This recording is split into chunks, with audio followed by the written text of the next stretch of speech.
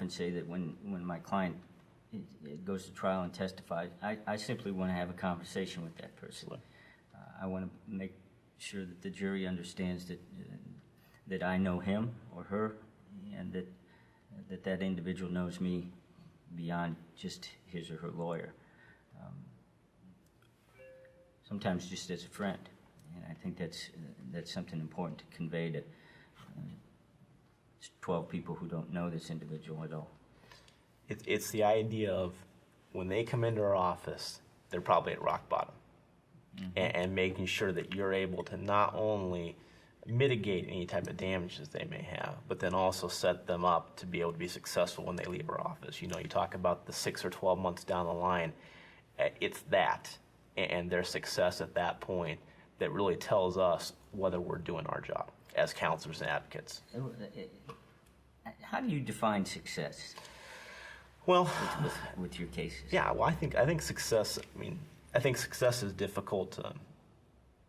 I think from my standpoint, it is making sure that they're in a better spot when they left than when they came in. And because we can define success in wins and losses, you know, how you do inside the courtroom, and that's important.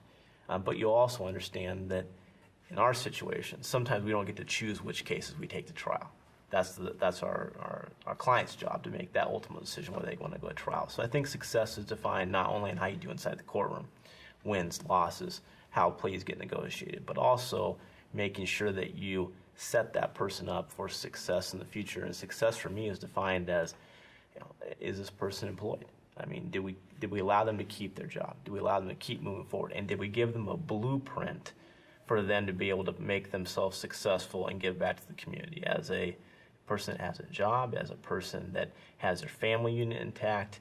I think that's how I define success.